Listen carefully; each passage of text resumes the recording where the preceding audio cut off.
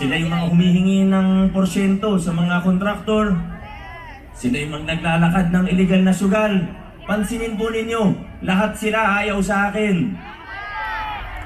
Pero para sa akin, yan na rin po yung isa sa pinakamatibay natin na patutuo o ebidensya. Yan ang patunay natin na totoo ang ginagawa nating reforma at pagbabago sa lungsod ng Pasig. Dahil mga kaibigan, kung yung mga taong korap, kung yung mga taong kaisa dun sa mga lumang kalakaran na yun, kung sila po ay sumusuporta sa akin, pagdudahan po ninyo ako. Pero dahil ayaw po nila sa akin, siguro ang ibig sabihin nun, totoo ang ginagawa nating paglilinis ng pamahalaan. Nandito po yung mga ibang barangay officials natin. Alam naman po nila, nung nag-meeting kami bago ng barangay, bago ng campaign period, may isang event ng barangay kasama ng DILG. Simple lang naman po yung sinabi ko sa kanila. Sabi ko sa mga barangay officials natin, tayo, tinanggal natin yung takutan at malakasan sa gobyerno. Ngayon, yung assistance mula sa city government, kung ano yung pwedeng itulong ng city government, wala tayong pag-uusapan na politika. Kung para sa barangay ninyo, gagawin natin. Kahit sumama ka pa sa kabila, basta para sa barangay ninyo, para sa mga constituents, para sa mga Pasigenyo, okay lang po, wala tayong pag-uusapan na politika. Pero, sinabi ko rin po sa kanila, kung yun talaga ang susuportahan ninyo, kung ibang kandidato ang susuportahan ninyo at hindi ako, sana ito po ay dahil totoong naniniwala kayo na mas okay yung kandidato na yun, na mas tapat yung kandidato na yun, na mas makabubuti sa ating lungsod ang kandidato o grupo na yun. Yan po ang sinabi ko sa kanila. Sana, kung ayaw niyo sa akin, okay lang. Pero sana kung sino susuportahan ninyong kandidato, ay dahil yun talaga yung tingin ninyo na makabubuti para sa ating lungsod. At hindi yung susuporta kayo sa isang kandidato dahil lamang merong binibigay sa inyo. Sila na po ang makakasagot. Sila lang naman po ang makakasagot para sa mga sarili nila. Pero yan po, nakikita po natin, nandito na po tayo ngayon. Tinalikuran na natin yung mga style na bulok, palakasan, takutan, korupsyon, kickback. Niyayakap na natin ngayon. Tinataguyod na natin ngayon ang mga prinsipyo ng mabuting pamamahala sa lungsod ng Pasig. Mga kaibigan, eto na po tayo! Eto na po tayo! Nagbubunga na yung mga pinaghirapan natin. Nagbubunga na yung mga pinaglaban natin mula 2019. Ramdam naman po siguro ng bawat isang Pasigenyo ang mga bunga na ito. Yung iba, kunyari, hindi nila nakikita o nararamdaman dahil sa politika. Pero sigurado po ako, sa totoo, kung buksan natin ang kanilang mga utak, ang kanilang mga puso, makikita naman po natin, alam din nila lahat ng mga gandang bunga. Nararamdaman, nakikita rin po nila yan. Yung libreng prangkisa sa tulong ni Councilor Bolta, yung pagdoble ng bed capacity ng pangalawang ospital natin, 60 beds, 120 bed na ngayon, sa tulong ni Councilor Eric, yung pagpapalupa sa mahigit 3,000 pamilya Pasigenyo sa tulong ni Councilor Kiko, yung expansion ng local senior pension natin sa tulong ni Councilor Pau, yung pagtatayo natin ng CSO Academy sa tulong ni Coach Paul. Kahit natalo si Coach Paul, nagtrabaho yung anti-pogo ordinance natin sa pangunguna ni Councilor Simon. Yung pagbubukas ng budget, hindi lang ng city kundi pati ng barangay.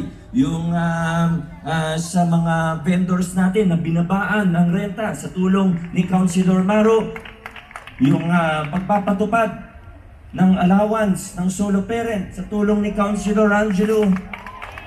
Yung pagpapakuryente sa halos 1,000 na dati walang ligtas, walang legal na linya ng Meralco. Gusto natin maging ligtas sa tulong ni Councilor Buboy. Yan at marami pang pong iba. Ito na yung mga masasabi nating bunga ng pagbabago, bunga ng mabuting pamamahala. Siyempre may tatlo din tayong bagong kasama. Pero napatunayan na rin naman nila ang kanilang mga sarili. Si Coach Paul, hindi naman bagong kasama to. Hindi ko na kailangan masyadong i-build up sa inyo kasi nakagat na ng aso eh. Sigurado na po yan. Saka, alam niyo, nabilib talaga ako kay Coach Paul kasi yun nga, natalo pero nagtrabaho pa rin. Kaya sa lahat, talagang masasabi ko, isa sa pinaka-deserving si Coach Paul Sinoga. Yung tatlo naman nating bagong kasama, siguro nakilala niyo na rin. Pero ito po, bago natin tanggapin ng isang aplikante, tawagin na natin, para maging konsyal sa Giting ng Pasig, ang una ko pong tinatanong, ba't mo ba gustong maging konsyal? Kasi kung gusto mo maging konsyal, dahil may narinig ka dati na malaking kinikita ng mga to, o dahil gusto mong pakapalin ng iyong wallet, hindi ka bagay sa Giting ng Pasig. Tsaka wala nang ganun ngayon. Wala kang mapapala dito kung yan ang mission mo. Pero kung tunay na gusto mong magserbisyo, at hindi sapat yung gusto mong magserbisyo, madali naman sabihin yun eh. Mas importante, kapareho natin ang prinsipyo at kapareho natin na gusto sa malinis at maayos na pamamahala, pwedeng-pwede kayo sa Giting ng Pasig. Isa sa kasama natin, naging undersecretary, sa totoo, pang-national na yung position niya. Naging chairperson ng National Youth Commission, undersecretary po ang titulo niya. Bonus na lang yung napakabait niya. Maraming may tutulong to sa atin. Councilor Ryan Enriquez. Number 13 sa ating mga balota. Ang laging nagsasabi na pag may serbisyo ang ating pamahalaan, sana all ang nakatanggap. Buti na lang sa Pasig, hindi lang tayo nagsasabi ng sana all. Pero gaya na sa pamaskong handog, libreng serbisyo sa ospital, masasabi natin, sa Pasig, meron all. Yan naman. Councilor Warren. Anong pangalan niya? Anong Warren Incenso? Para sa mga senior dito, ang Romy Diaz ng Konseho. Warren Inocencio, mga kaibigan. Last but not the least, sabi nila, save the cutest for last. Marami na siyang naging magandang programa bilang kagawad ng may bunga. Marami na siyang na-share sa akin. Yung iba, sa totoo, nagagamit na natin sa LGU po natin. Wala na pong iba. Councilor Boyie Abunda. Ay, siya... Raimundo! Boy Raimundo, huwag po tayo magkakamali. Sorry, Tito Boy. Mga kasama, 2019, unang yugto ng pagbabago, marami tayong napagtagumpayan. Bagamat may mga pagsubok, medyo nahirapan tayo sa ibang mga bagay. Inaasikaso natin pag-aayos, paglilinis ng pamahalaan. May mga nanggugulo, may mga pero pagtagumpayan pa rin natin, dire-diretso pa rin tayo.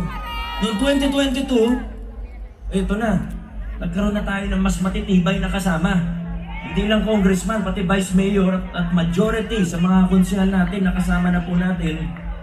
Pag sinabi kong kasama, hindi ibig sabihin kaibigan. Ibig sabihin, kapareho natin ng prinsipyo.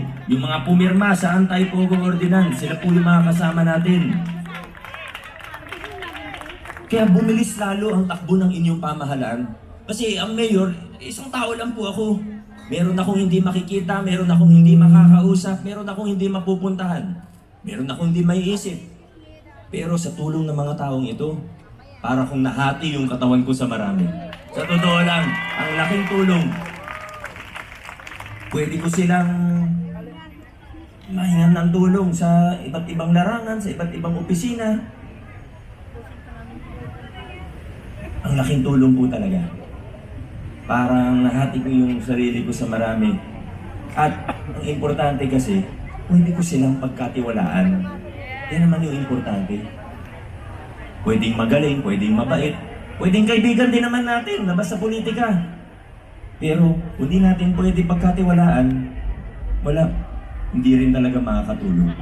Buti na lang mga tao ito, magpagkakatiwalaan natin, maayos, matitibay, mga kasangga natin para paigtingin pa mga simulan ng pagbabago at reforma. Ngayon, nandito na po tayo sa ikatlong yugto ng pagbabago. Yung mga nabanggit natin kanina tungkol sa mga kalaban, tungkol sa mga naninira sa atin, tungkol sa mga gumagawa ng kung ano-ano. Hindi ko nabanggitin ulit yung presscon. Pero sa totoo, ito mga kaibigan, sana, oo, hindi maganda. Alam ko, yung iba sa inyo, nanggigigil, di ba? Pag kung ano-anong naririnig po ninyo, nakikita ninyo kung ano-ano yung kilos. Kayo naman po yung nagsasabi sa akin, nagagalit kayo, naiinis kayo, nanggigigil kayo. Pero sana po, mga kasama, huwag tayong magulat. Lumiliit na naman po yung puwersa nila, yung bilang nila. Mula 2019, dati sila talaga yung mga boss eh. Marami talaga sila.